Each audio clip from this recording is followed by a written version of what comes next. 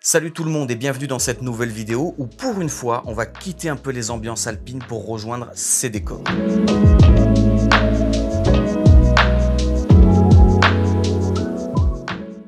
Et oui les amis, on vous amène pour un road trip dans le nord de l'Espagne. Et si je dis on, c'est parce que cette fois-ci, je suis accompagné par ma famille, par ma femme et mes deux enfants.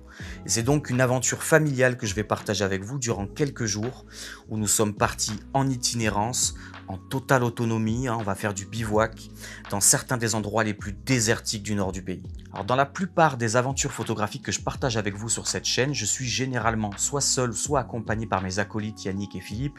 Et c'est vrai que j'avais envie de partager ça un petit peu en famille parce que faut dire ce qui est, quand on est photographe de nature comme moi, paysage et animalier, on passe énormément de temps sur le terrain. C'est une passion et un métier qui est extrêmement chronophage. Et si tout ça je peux le faire, c'est uniquement parce que derrière, en coulisses, j'ai une famille qui me suit, qui m'encourage et puis il faut dire ce qui est, qui supporte cette passion dévorante. Alors avant de rentrer dans le vif du sujet, je pense qu'une petite présentation s'impose.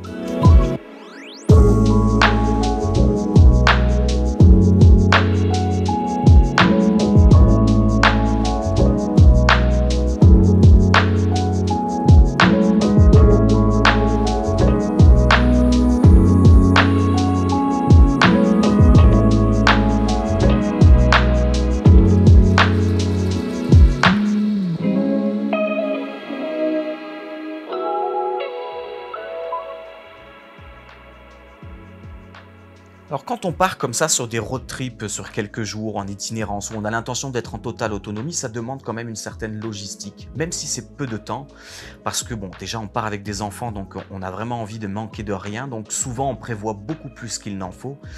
Et puis là aussi, il faut savoir que bon, on part dans des zones qui sont relativement désertiques, certains endroits ce sera vraiment des no man's land, et donc il faut prévoir pas mal de flotte. Dans un premier temps, on part avec 2 bidons de 15 litres, et puis voilà, en sachant que entre chaque spot qu'on va aller visiter, on aura sûrement l'occasion de pouvoir recharger dans certains villages ou certaines villes. Très souvent, quand je lis vos retours sur mes vidéos, je me rends compte que la logistique photo vous intéresse pas mal. J'ai pas mal de questions à ce sujet, sur le matériel que j'emporte sur le terrain, et donc là je vais vous faire une petite revue de tout le matériel de prise de vue que j'ai prévu pour ce road trip. Alors pour le sac photo, je remercie la marque KNF Concept qui m'a envoyé pour tester sur le terrain leur dernier sac, un des sacs haut de gamme de la marque, qui était un sac d'une capacité d'à peu près 25 litres, qui est assez bien fait. Alors au moment où je vous parle, je l'ai déjà testé sur le terrain, donc je peux déjà vous faire quelques retours. Je ne vais pas pouvoir vous parler de la durée dans le temps, de la solidité, etc. dans le temps, puisque ça, il faut vraiment le tester sur du long terme. Mais en tous les cas, déjà d'un point de vue matériaux, d'un point de vue fabrication, construction, les coutures, etc. Moi, c'est un truc que je suis quand même assez violent avec le matériel sur le terrain, donc c'est quelque chose pour lequel je prête beaucoup d'attention. Et là, pour le coup, il est de très bonne fabrication. Vraiment, au niveau des coutures, au niveau des matériaux qui ont été utilisés, il est quand même assez solide. Il est entièrement imperméable. Alors, sur les ouvertures latérales, qui donnent un accès direct à la partie ventrale, la partie centrale du sac, vous avez aussi une petite poche, une autre ouverture, où dans celle-ci, alors j'y ai mis dans un premier temps mes micro-cravates que j'emporte sur le terrain pour les prises de son, etc. Et puis j'emmène toujours aussi, surtout quand je pars dans des endroits comme ça où je sais que ça va être poussiéreux, etc. Je m'emmène toujours au moins 2 petits kits comme ça de nettoyage pour mon capteur, parce que je sais que voilà, c'est changement d'objectif, etc. Des poussières sur le capteur, quand on en a une ou deux ça va, mais quand on est dans des endroits comme ça où il peut y avoir du vent, du sable, de la poussière, etc. Bon, c'est bon de pouvoir comme ça. Alors ces petits kits sont bien foutus puisqu'on a les 2 pinceaux, on a la raclette et le pinceau qui est déjà imbibé du produit, donc on risque pas d'en mettre trop ou pas assez. C'est déjà voilà. Donc ça c'est hyper important. Donc ça c'est dans la première poche latérale. Deuxième poche latérale, même chose, toujours un accès aussi au compartiment central. Et là, dans celle-ci, donc dans le zip intégré, là ici c'est le compartiment batterie, donc où je mets vraiment toutes mes batteries. Alors, ce qui est intéressant, c'est que là, il y a des petits logements pour chaque batterie. Ça veut dire qu'elles sont toutes protégées dans une petite poche indépendante. Alors, il y a 4 logements comme ça, indépendants. Alors ça, c'est plutôt pas mal parce que quand on sait qu'on bouge beaucoup, qu'on est dans la montagne, on court ou qu'on descend, on est on est en activité. Moi, j'aime bien que mes batteries, elles soient comme ça dans des petits compartiments séparés. Au moins, elles ne s'entrechoquent pas. Il n'y a pas de risque qu'elles s'entrechoquent, elles bougent dans tous les sens, etc. Donc ça, c'est plutôt pas mal. Dans cette petite partie-là, j'emporte aussi bien évidemment un chiffon, ça c'est l'indispensable quand on part faire de la photo évidemment, pouvoir nettoyer constamment sa lentille. Alors ensuite, dans l'ouverture supérieure du sac, tout en haut, alors je mets ma petite cape de pluie pour protéger mon boîtier, j'ai toujours une lampe frontale, toujours avoir une lampe frontale avec soi. Et puis je mets ici, puisque c'est un accès rapide, et j'y ai accès très facilement, très rapidement, mon boîtier principal, celui que j'utilise le plus souvent, donc là c'est mon Nikon Z6 II. Monté avec mon 14-24 Sigma Art. Alors l'avantage de cette petite poche, bon moi j'ai pas trop de soucis parce que c'est vrai que le boîtier est relativement compact malgré un objectif qui est quand même assez imposant, mais ça rentre parfaitement. Et si vous voulez rajouter des choses dedans, l'avantage de cette petite poche c'est qu'elle a une membrane qui se déplie et qui permet d'agrandir le volume de cette poche là. Donc ça c'est plutôt pas mal en fonction de ce qu'on veut mettre dedans parce qu'on peut y mettre une petite veste, un petit truc voilà, bien plié, bien roulé en boule, on peut rajouter quelque chose dedans. Donc voilà, cette petite extension augmente un peu la capacité, ça c'est bien. Alors dans la partie ventrale du sac, là j'y ai mis mon 70-200. Alors le 70-200 de Sigma, c'est un vieux modèle, hein, c'est un modèle à peau ouverture de 8 qui était, voilà, mais qui est vraiment une petite merveille, qui marche très très bien. Donc cet objectif là, il est pour moi indispensable sur le terrain, que ce soit en montagne ou ailleurs, c'est vraiment la focale, l'objectif à avoir, c'est le 70-200. J'y ai pris aussi un extender x2 parce que bon voilà, au cas où je sois un peu court en focale sur le terrain, ça va me permettre de passer à du 400 mm et puis d'augmenter un petit peu le champ des possibilités. J'emporte aussi donc un micro bonnette, donc ça c'est pour les prises de son environnementales où je veux capter un petit peu toutes les ambiances. Et juste en dessous donc mon boîtier secondaire, mon backup qui est un Nikon D750. Donc voilà, si on a la possibilité d'avoir un boîtier backup, c'est quand même important. Et puis on n'est pas à l'abri d'une panne sur le terrain du boîtier. Donc quand on part comme ça, dans un autre pays, vraiment dans quelque part où on a fait de la route, on n'a pas envie que le boîtier nous plante pendant ce truc-là. Et s'il nous plante, on a envie d'avoir une solution de repli. Alors bien évidemment, tout ce que je vous ai montré, c'est ma configuration, mais vous avez la possibilité, c'est comme dans la plupart des sacs photo, les compartiments se descratchent et vous avez la possibilité de composer et d'organiser votre sac comme bon vous semble en fonction du matériel que vous avez. Fourni avec le sac, vous avez différentes sangles qui sont assez sympas, des straps qui font pareil, qu'on peut installer à différents endroits et dans différentes configurations. Et ça, c'est plutôt pas mal parce que dans le matériel que j'emmène également, il y a aussi mon drone. Alors je sais que le drone, parfois certaines personnes le mettent directement dans le sac, dans un des compartiments. Mais moi je suis pas très fan parce que en fonction du matos qu'on met dedans, du poids, etc. Il y a des choses qui risquent d'appuyer sur les hélices et tout. Et puis bon, c'est quand même du matos qui est fragile. Et moi j'aime pas que ça puisse appuyer dessus. Donc même si c'est très encombrant, je préfère emporter mon drone avec sa mallette rigide. Et c'est vrai que c'est encombrant. Et là pour le coup, les sangles sont vachement intéressantes parce que du coup je peux accrocher mon drone sur l'avant du sac, le sangler et voilà, il est fixé, il est là, je l'emporte avec moi et ça tient vachement bien. Donc ça c'est plutôt intéressant d'avoir ces sangles là. Alors dernière chose que j'emporte d'un point de vue prise de vue, mais là ça concerne vraiment que la vidéo, c'est ma petite GoPro bien évidemment. Alors pour le coup, pour l'occasion c'est une GoPro Hero 8 et bien évidemment un trépied. Alors là je peux pas vous le montrer puisque le boîtier est posé dessus pendant que je me filme, mais voilà, j'emporte un trépied Vanguard, c'est l'Alta Pro 2, un modèle pas très récent, mais voilà, qui est assez solide, par contre qui est très encombrant et très lourd. Mais bon, c'est aussi un gage de stabilité. Alors une dernière chose concernant le matériel et concernant ce sac en particulier, je sais que certains photographes sur le terrain, surtout les photographes de rue, etc., aiment bien porter leur sac en bandoulière. Et ça, j'ai trouvé ça pas mal sur ce sac, même si je ne l'utilise pas. Moi, généralement, j'ai besoin de mes 2 bretelles. Mais vous avez la possibilité, en 2 temps 3 mouvements, en déclipsant 2-3 endroits, de basculer votre sac en mode bretelle, à le mettre en mode bandoulière, très rapidement. Donc ça, j'ai trouvé ça plutôt intéressant parce que je sais que beaucoup de photographes, et moi ça m'arrivait pendant un temps, d'utiliser le sac en mode bandoulière. Donc là, vous avez les 2 possibilités et ça, c'est plutôt cool. Alors si ce sac vous intéresse, je vous ai mis un lien d'accès disponible dans la description en dessous avec un code qui vous permettra d'avoir 5% de réduction. Donc voilà, si ça vous intéresse, n'hésitez pas à passer via ce lien et avec ce code, ça vous fera économiser un petit peu de sous. Voilà pour ce qui est du matériel de prise de vue que j'emporte sur le terrain. Donc maintenant, tout de suite, il est temps de prendre la route. Ça y est, c'est le départ. On est en place, on est posé, la voiture elle est chargée à bloc et direction la province de Saragosse dans le nord de l'Espagne. Voilà, il y en a pour 10 heures, donc j'ai le thermos de café. D'ailleurs, pour tout vous dire, pour la petite histoire, ça commence très bien parce que le thermos de café, j'en ai déjà renversé la moitié sur moi, donc je suis couvert de café. Et voilà, direction de l'Espagne avec les loulous qui sont derrière. Ils sont en train de se mater un petit film là. Et puis voilà, vous êtes contents d'y aller ou quoi? Oui. Ouais? Ouais. Allez, c'est parti.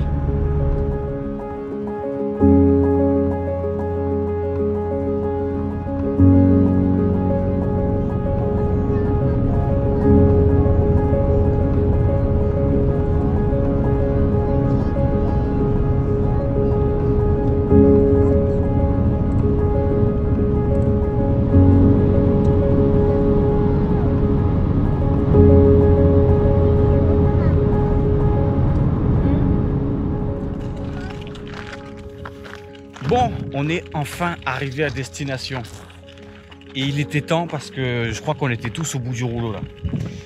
Donc on a trouvé un petit coin là-bas. Pour l'instant on est juste garé. On a fait un petit repérage pour savoir où est-ce qu'on allait mettre nos tentes pour ce soir.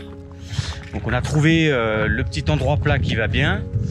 Et en attendant, on va aller faire un peu de repérage. Youyou, t'es contente d'être arrivé? Oui. Marley? Oui. T'en avais marre toi aussi? Moi et toi, t'es content d'être arrivé? Oui, je suis contente. Ouais, non, franchement, c'était long là. C'était long et il était temps qu'on arrive. Donc là, ce qu'on va faire, c'est qu'on va se faire un petit repérage du spot. Et voilà, donc il y a une petite demi-heure de marche pour arriver là-bas.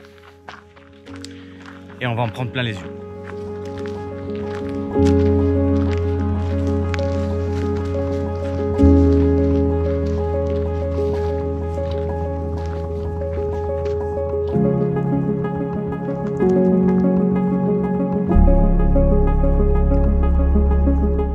C'est un spot qui est vraiment magnifique, on se croirait vraiment au Colorado, c'est juste hallucinant. Alors on va se rapprocher un petit peu, on va prendre le petit sentier et on va aller se rapprocher des colonnes en bas et vous allez voir, parce que là, au grand angle sur la GoPro, ça rend pas très bien par rapport à l'œil nu. Ouais. À l'œil nu, c'est quand même dingue là. Ouais, Franchement, carrément. le spot, c'est une tuerie.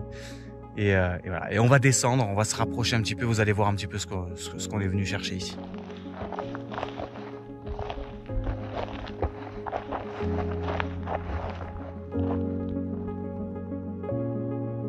La Sierra de Hermontes, dominée par le gypse dans ses parties basses et par l'argile et la marne dans ses parties hautes, c'est un paysage lunaire marqué par ces contrastes qui se dressent devant nous. Ici, l'érosion a fait son œuvre, sculptant ces formations géologiques qui portent bien leur surnom, les châteaux d'Hermontes.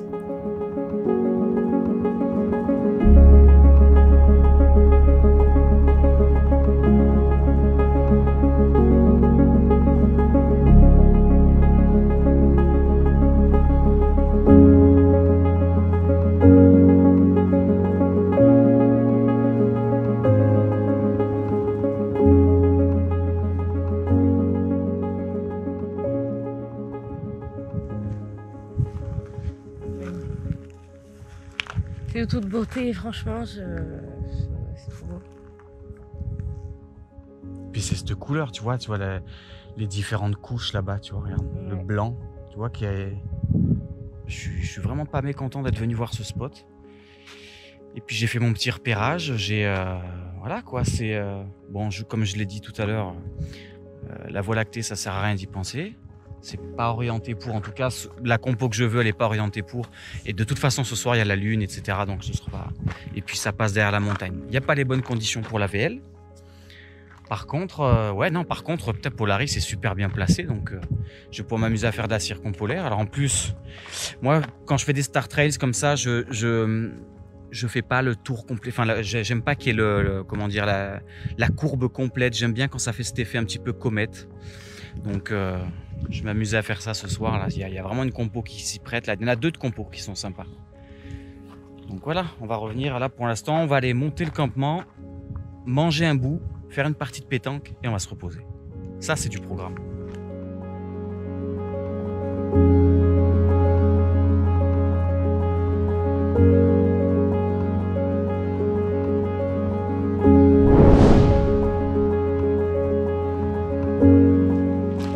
Comme je te disais, regarde, après tu commences par celui qui est tout en bas, tu viens l'accrocher. Hop, vas-y, fais pareil de l'autre côté là-bas. là, il y a que la... c'est que la moustiquaire, ça. Faut que tu mettes le double toit maintenant. Et le double toit, pour bien te repérer, regarde, tu cherches d'abord où est l'entrée. Tu vois que l'entrée, elle est là. Alors, si l'entrée, elle est là, hop, tu mets par-dessus.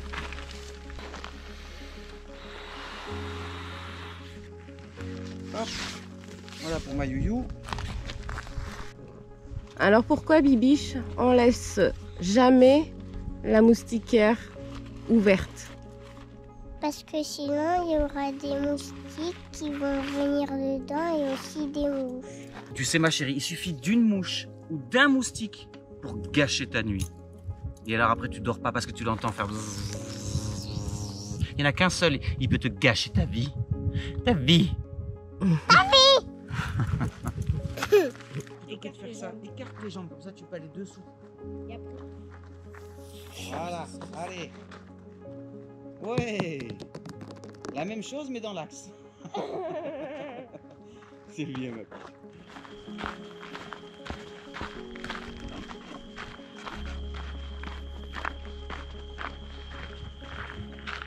C'est parti pour la session shoot. J'ai laissé Edwige et les petits au bivouac.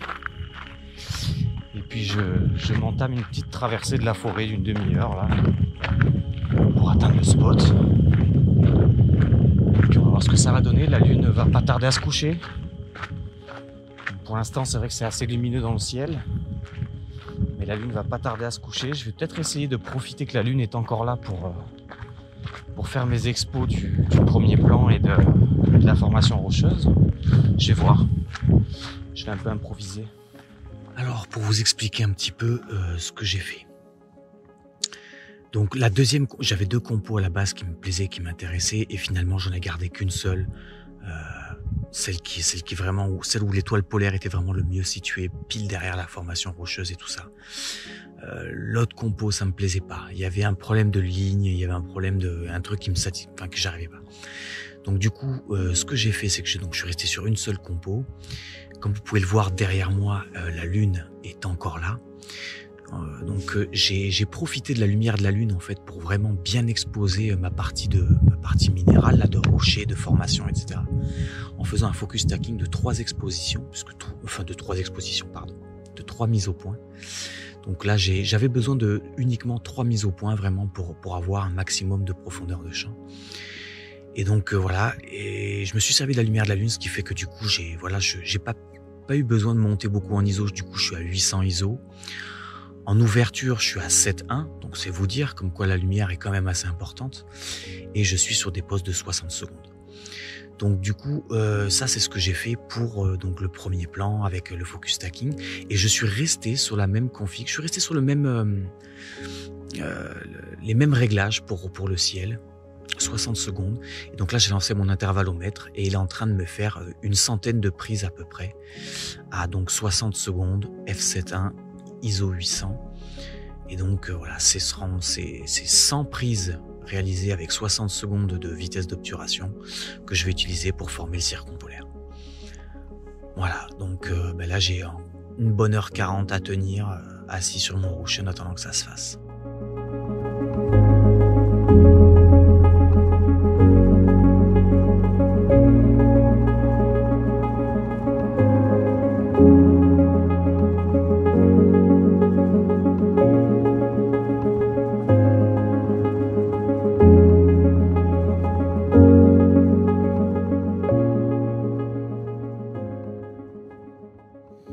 Ouais, t'as bien dormi, toi?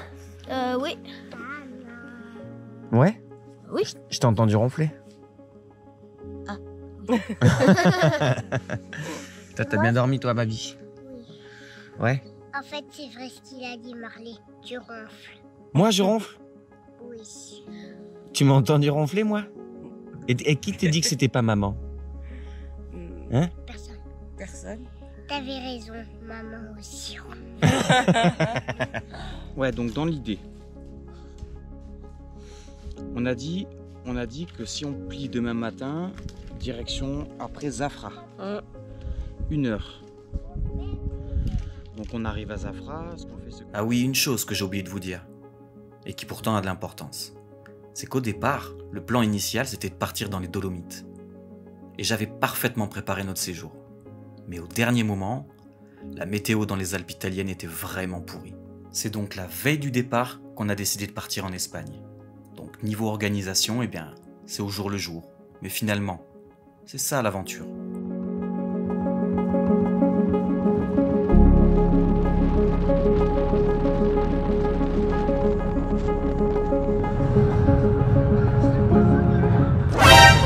Et lui, le cul a l'air devant nous. J'ai pas vu.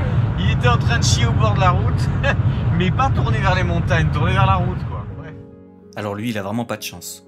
Pile au moment où on filmait.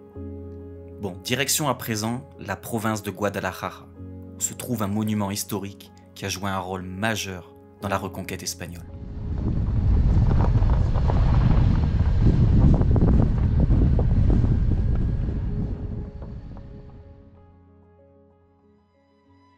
Bâti sur son éperon rocheux, à la frontière des royaumes chrétiens et musulmans, le château de Zafra.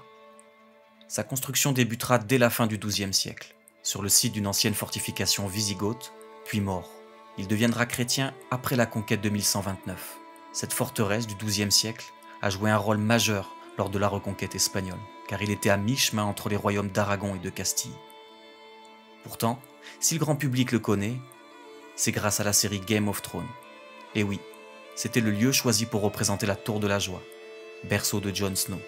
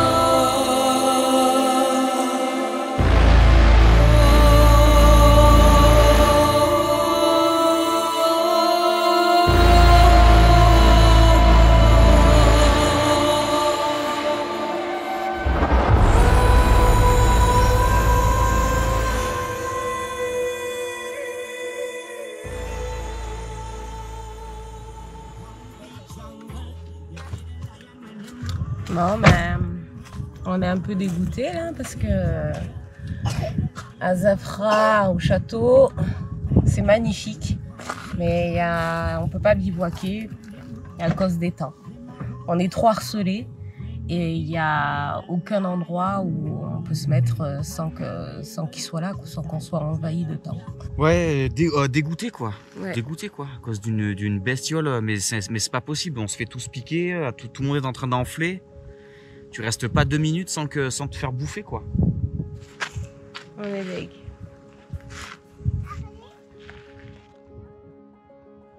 Mon bilan de cette histoire, eh ben,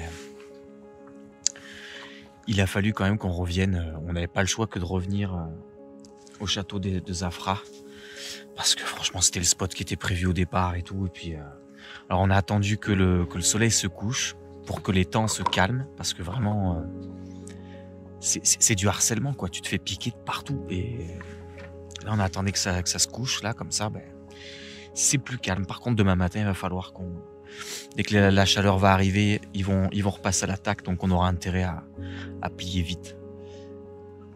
Et puis en attendant, ben là ce soir, je vais aller me faire ma petite session photo de nuit, circumpolaire encore, hein, puisque il y a de la lune et la Voie lactée, elle est juste à côté de la lune, donc c'est mort.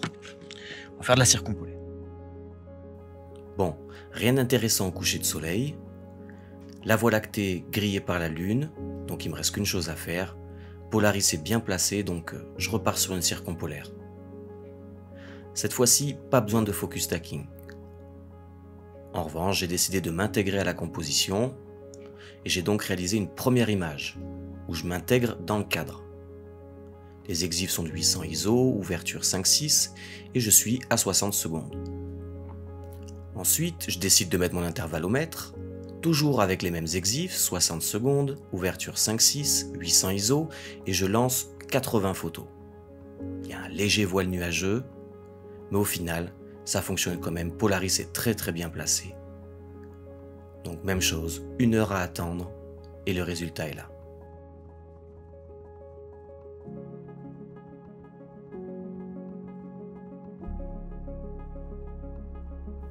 Ensuite, je m'apprêtais à rentrer au bivouac et un petit peu plus bas, je me rends compte que la lune est super bien placée.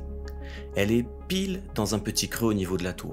Je commence à composer, je m'aide de ma frontale pour faire ma mise au point, je me rends compte que le ciel est très texturé et à 60 secondes je capte ce mouvement de nuages. Il me reste plus qu'à essayer plusieurs réglages. 800 ISO, 60 secondes, un coup à f4, un coup à f5.6.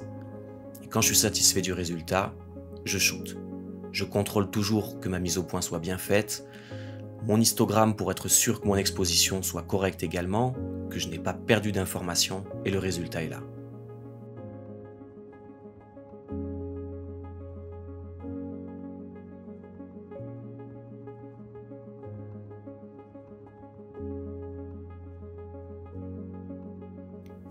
Ensuite, je descends de quelques mètres plus bas et je me rends compte que sur la tour, j'ai une perspective hyper intéressante. Alors, cette fois-ci, la lune est plus intégrée au cadre. En revanche, ce qui me plaît beaucoup ici, c'est la lumière qui vient effleurer les graminées sur le premier plan. Même chose que tout à l'heure, je compose, je m'assure de ma mise au point, je contrôle mon histogramme et quand tout est ok, je shoot. Parfois, on ne s'imagine pas à quel point la nuit peut être intéressante, surtout quand la lune est là, parce que finalement, le travail de la lumière est le même, à la seule différence, c'est qu'on va voir ce ciel étoilé derrière. En gros, il faut savoir saisir les opportunités. S'il n'y a pas de coucher de soleil, il y aura forcément autre chose. Là, cette fois-ci, il n'y avait pas de voie lactée, j'ai pu faire de la circumpolaire, et à défaut de faire des couchers de soleil, j'ai fait des couchers de lune. Bon, château de Zafra. Château de Zafra, magnifique. Ce que j'ai adoré, en fait, c'est quand on est arrivé par derrière là-bas et que, en remontant et en redescendant, hop, il y a le château qui s'est présenté à nous. C'était juste magnifique. Il était comme sur un présentoir. Ouais, puis en plus, il est bien. C'est quand on arrive en haut, on a vraiment la bonne composition, quoi. On voit les deux tours clair. et tout, ça a de la gueule. Ouais, ça a franchement de la gueule. C'est magnifique. Ouais, voilà. Je me souviendrai aussi des temps. J'ai jamais été aussi agressée par des bestioles que ici. J'ai jamais vu ça. Ouais. Peut-être en Camargue, non? Ouais, avec les moustiques, ouais, c'est vrai. Ouais. Ah, mais ça fait moins mal les moustiques. Hein. Ouais. Alors pour la petite histoire, hier soir en rentrant vers 2h du matin à la frontale, là, je vois un œil au début.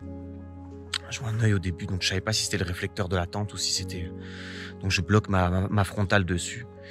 Et en insistant un peu, d'un coup, pouf, je vois la deuxième bille qui s'allume, donc je vois que c'était des yeux. Donc je vois il y avait un animal dans la prairie, là. Alors je suis descendu doucement et tout, puis il a pris la fuite tout de suite. Et dans la fuite, j'ai vu que c'était un canidé de loin. J'ai vu que c'était un canidé un petit peu sombre sur le dos. Il n'était pas clair comme un renard et plus gros qu'un renard. C'était un canidé.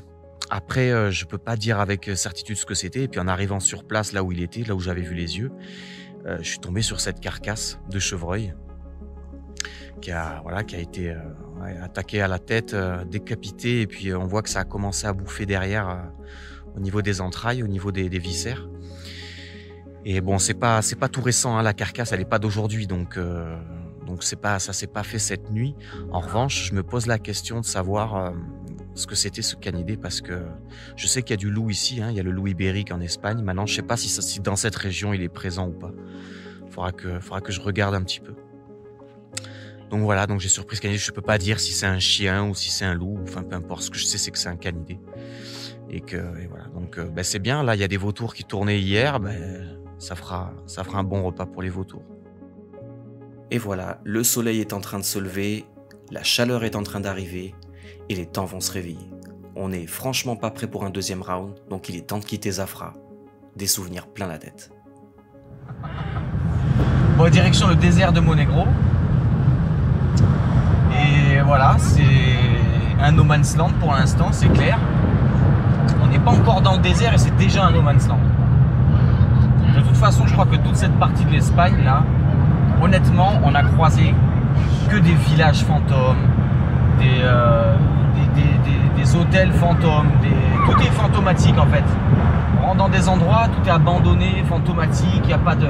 Le camping dans lequel on était censé passer une nuit, juste pour recharger les batteries, tout ça, en fait on est arrivé, le truc, genre on voit l'eau de la piscine, il y avait des crapauds dedans, c'était un truc de fou quoi, il y avait des hautes herbes qui avaient poussé par-dessus, enfin abandonné le camping, mais pourtant annoncé comme ouvert. Bref, on continue notre périple et puis direction le désert de Monegro et puis voilà, on verra bien, là on va bivouaquer, on va essayer de se rapprocher un maximum de Tossal Salitario, qui est une formation géologique, encore une fois, au milieu du désert, qui est assez sympa. On va essayer de se caler pas loin, et puis en espérant ne pas avoir affaire ni au temps, ni aux mouches, ni à quoi, je sais pas quoi. Là, on en a marre, ma main, elle dégonfle pas. Allez, on se retrouve dans le désert.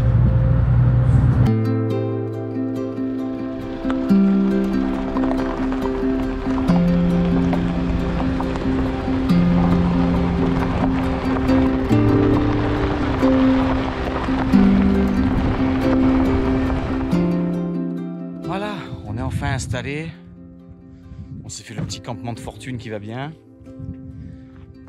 et bon, alléluia, pour la première fois depuis 3 jours on a de la matière dans le ciel. On a de la matière dans le ciel, donc je risque d'avoir un beau coucher de soleil, croisons les doigts, le premier depuis 3 jours. Bon, il est temps de faire un petit tour quand même de cette Tossal. En plein cœur de la vallée de l'Èbre, le désert de Monegros. Une zone semi-désertique qui possède un écosystème unique en Europe. Malgré les apparences, plus de 5400 espèces biologiques y ont été documentées. On y trouve des formations géologiques vieilles de plusieurs milliers d'années, plus vieilles encore que celles des Bardenas Reales, beaucoup plus célèbres. Ces formations, c'est les tossales, un cocktail de calcaire, de grès, d'argile et de marne. C'est ce mélange de matériaux souples et durs qui, avec l'érosion, offre ces sculptures incroyables, qui défient la gravité.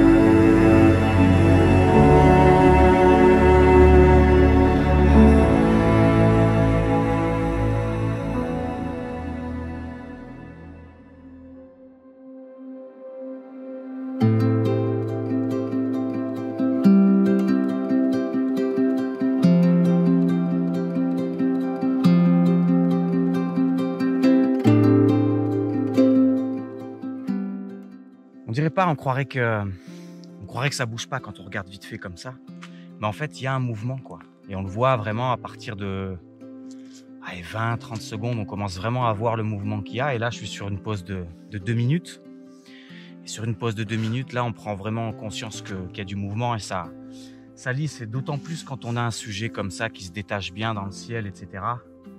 On a un espèce de mouvement là, on a les couleurs qui sont vraiment... On a ce dégradé là, du orange jusqu'au bleu.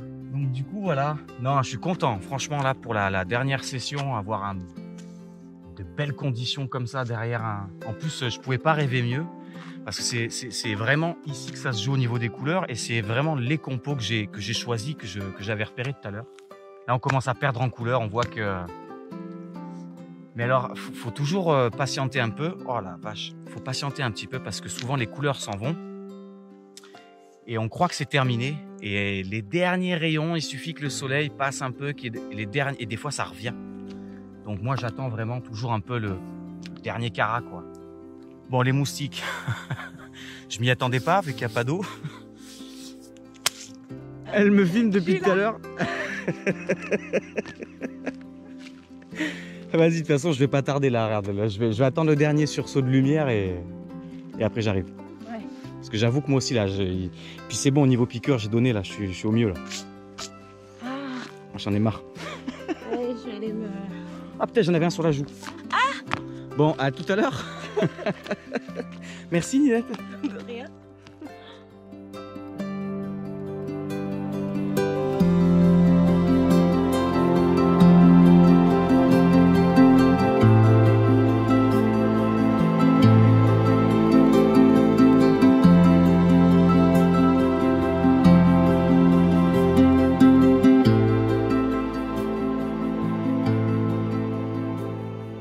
Eh bien, une fois de plus, j'ai bien fait d'attendre. J'allais partir et les couleurs sont revenues. Pour quelques minutes seulement, le temps de faire encore quelques photos.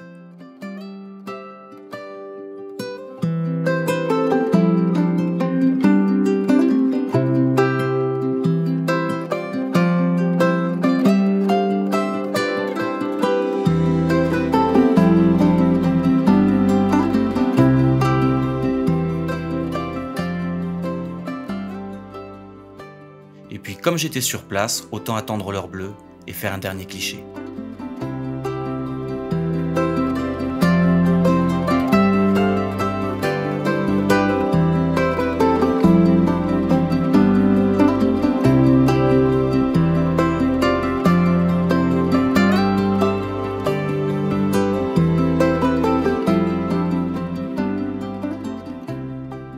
Bon ben voilà, retour au bivouac après une bonne session et franchement, j'adore terminer sur une note comme ça. J'ai été légèrement frustré sur les 2 précédents spots, sur Armentes et Zafra, de ne pas avoir les conditions de coucher de soleil et de lever de soleil que j'aurais espéré. Mais bon, c'est comme ça, on s'adapte à ce qu'il y a. Je me suis pas mal éclaté quand même au niveau astro, puisque du coup, alors j'ai pas pu faire de voie lactée étant donné que c'était la mauvaise semaine, il y avait la lune, mais voilà, j'ai pu faire de la circumpolaire, c'est un bel exercice, c'est pas forcément mon domaine de prédilection et ce que je préfère. Mais c'est un bel exercice et puis je trouve que ça fait quand même de belles photos. Donc voilà, et alors là, ce soir, apothéose, on termine, c'est comme le feu d'artifice, hein, avec le bouquet final, ce super ciel là, dans ce spot là du désert de Monegro, avec le Tosal Solitario. Ah, c'était vraiment top, je me suis vraiment régalé, c'est sauvage, on est seul au monde. On se fait un peu bouffer par les moustiques, mais bon, c'est le jeu aussi. Et voilà. Là, on va se caler maintenant. Il est temps de se boire un petit thé pêche miraculeuse pour ceux qui ne connaissent pas. Alors, je le dis, c'est pas un placement de produit, c'est vraiment un conseil, c'est vraiment excellent. Donc, pêche miraculeuse. On va se boire un petit thé. Et puis voilà, et puis demain on va reprendre la route. C'est vrai que je suis un peu déçu d'écourter parce que là je sens que mon bras il est au bout du rouleau. Ça gonfle, et puis ça prend au fur et à mesure. Là ça a attaqué le poignet, maintenant c'est en train de venir à l'avant-bras, je le sens. Donc bon, si je veux pas finir si je veux pas finir en choc anaphylactique, non, là c'est juste que ça gonfle et je voudrais qu'on regarde quand même, voir s'il n'y a pas quelque chose à faire. Voilà, donc on va écourter ça, et puis en tout cas ça aurait été 3 jours, on s'est régalé, 3 jours d'aventure. À l'ancienne, en mode bivouac, et puis voilà. Et puis de belles images quand même. Allez, à demain.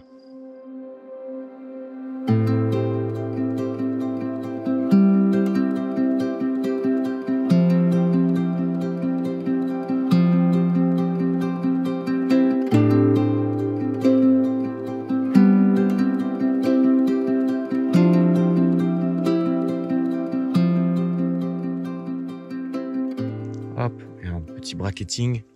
Attention. Plus 0,3, moins 0,3. Et voilà.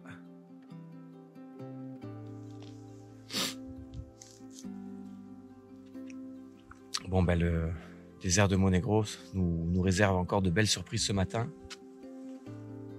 On a droit à un beau lever de soleil. Et ça fait plaisir.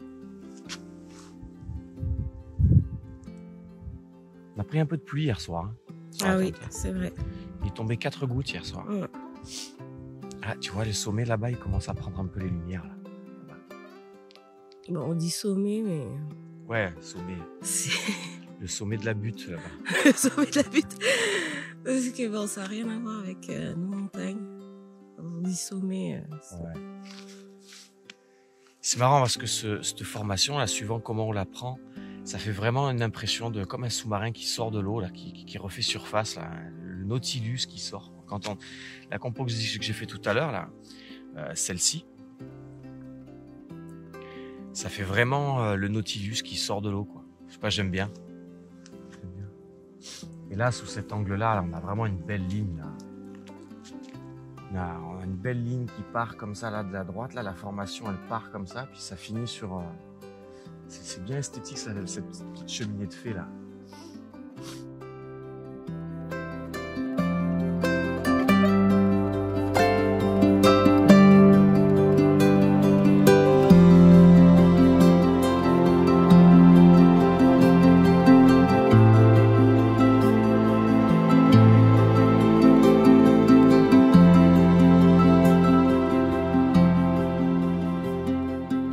Voilà les amis, c'est la fin de cette aventure.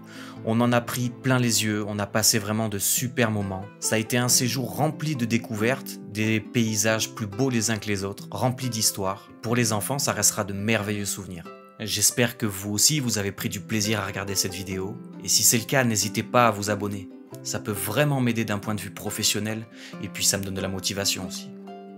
Donc je vous dis à très bientôt pour de nouvelles aventures, et n'oubliez pas, soyez créatifs.